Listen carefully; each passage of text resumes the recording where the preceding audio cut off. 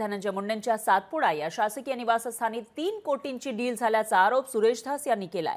यावरून जर हे खरं असेल तर धनंजय मुंडेंचा राजीनामा घ्यावा अशी मागणी करणारा ट्विट अंजली दमानिया यांनी केली आहे। धनंजय मुंडे यांच्यावर वारंवार आरोप केले जात आहेत आणि अशातच आता भाजपचे आमदार सुरेश धस यांनी धनंजय मुंडे जे मंत्री आहेत आणि अजित पवारांचे राष्ट्रवादीचे मोठे नेते आहेत त्यांच्याविषयी हा एक खळबळजनक आरोप केलेला आहे। तर धनंजय मुंडेंच्या सातपुडा या शासकीय निवासस्थानी 3 कोटींची डील झाल्याचा आरोप सुरेश धस यांनी केलाय आणि यावरून हे जर खरं असेल तर धनंजय मुंडेंचा राजीनामा घ्यावा अशी मागणी अंजली दमानिया यांनी ट्विटरवरून केली आहे।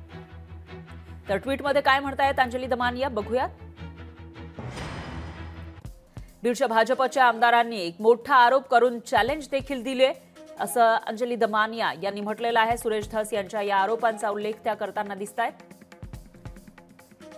की अवादा कंपनीचा आणि वाल्मिक कराडचा बेकायदेशीर व्यवहार खंडणीचा हा धनंजय मुंडेंच्या सातपुडा नावाच्या सरकारी बंगल्यावर झाला असा सवाल त्यांनी या ठिकाणी उपस्थित केलाय।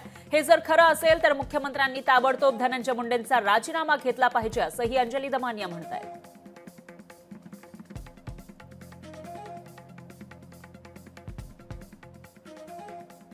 अंजली दमानिया यांनी हे ट्विट केलेलं आहे सुरेश धस यांच्या आरोपांनंतर।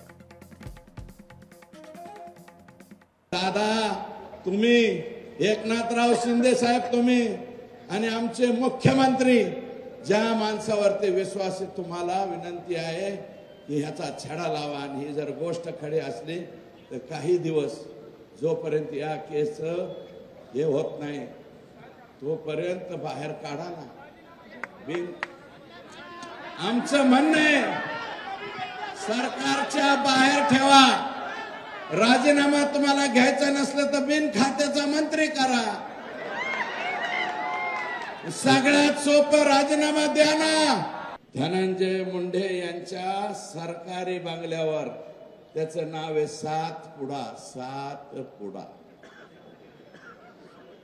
या बंगल्यावर अवादा कंपनीचे अल्ताफ तांबोळी प्लस शुक्ला व इतर अधिकारी वाल्मिक आणि बिक्कड यांची बैठक झाली।